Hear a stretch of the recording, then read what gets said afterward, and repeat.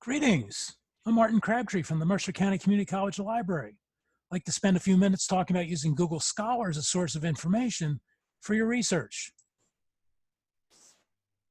First, we just need to think about traditional Google. Can Google really find everything? When you think about it, we all use Google or sites like it regularly, daily, frequently. And really, is it good at finding all that information? Think about the kind of information you've looked for in the past. I've thought about a few things. For example, who hit the most home runs last season? Perhaps you got a speeding ticket. You're curious to find out how many points am I going to get on my license this time? Is it going to be a problem? You need a phone number. You need an address. You need to know how to spell a word. All these sorts of things are the kinds of things that the general public would be interested in finding out.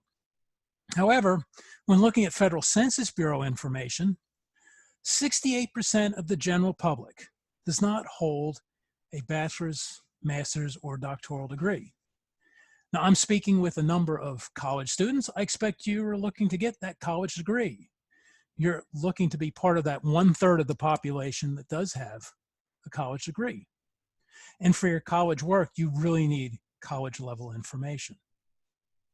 So where do we find that scholarly information? Well, one place to find it is through Google Scholar. Now, Google Scholar attempts to pull together scholarly information that's available on the web. But it's not just a little twist on plain old Google. Google didn't just say, here are all the scholarly things we know, and we're going to put it in a separate search site. They also contacted the publishers of scholarly information and asked for access to their information so that it could be included in the Google Scholar search tool. Publishers were eager to be included because that's what they're in the business for people to find and use their information. Google Scholar makes a great extra resource. I use the databases as my primary place to find information. You have access to the library's databases as well. I encourage you to start there first. But if you need more information, not quite finding what you need or whatever, Google Scholar makes a great extra resource. Also, Google Books are built into Google Scholar, so you'll find many books available to you, those published before 1923, which is kind of the copyright cutoff date in the United States, are available to you full text in most cases. However, there are drawbacks to using Google Scholar. Firstly, Google Scholar's criteria. What makes things scholarly? It's not real clear. Yes, they have a statement. It's pretty broad and vanilla kind of a statement. And I sometimes find things I see in Google Scholar, I kind of question whether I'd really meet my scholarly criteria. So if you find something in Google Scholar and you don't feel it's quite as scholarly as your professor might be looking for, check with your professor first before you turn in the information in a finished assignment. The amount of information available for free using Google Scholar is limited.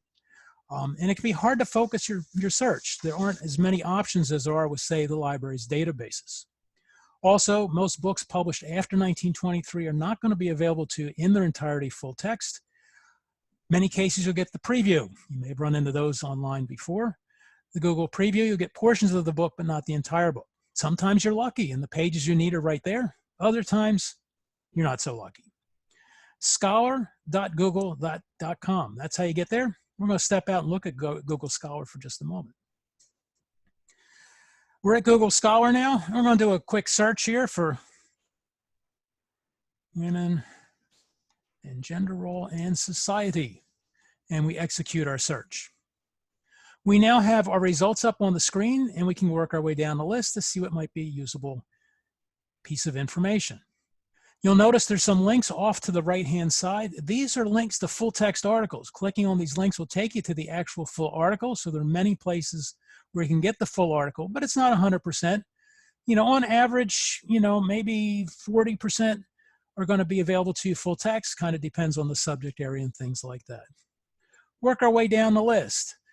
Social location and gender role attitudes, a comparison of black and white women.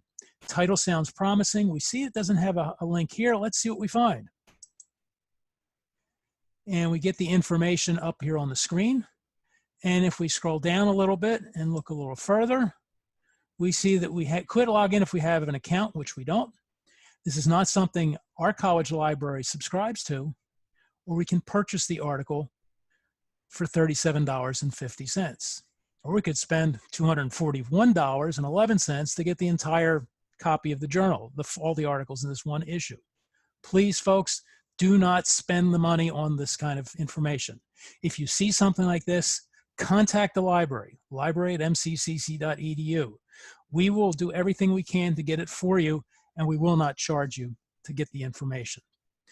However, there are some other things, even if I can't get the full article here, that might be helpful. If we scroll down a little bit further, we get the abstract, a summary of what the article's about, help us decide whether it's truly something we wish to look for. Also, they list out the sources that the author used. Scholarly journal articles always have that works cited or references page at the end, listing out all those sources of information. They're all listed here, and I could use the Google Scholar link here to look for that article in Google Scholar. It might be available to me full text. So again, some added information. Some of these may be good usable sources as well. Also, off to the right-hand side, they're offering us some other articles that are similar and such. Again, some of these may be relevant and useful for us. We can check out these links here. Again, if they're not available to you online full text, contact the library. We'll work to get it for you. Another thing they show us is other people that are citing this article. This article was used as a source for other articles. Other authors thought this article was good enough that they wanted to include some of the information here in their own articles, and this is other articles using this as a source. Again, can be a great collection of information for you to see as well. Now it's your turn to look for information.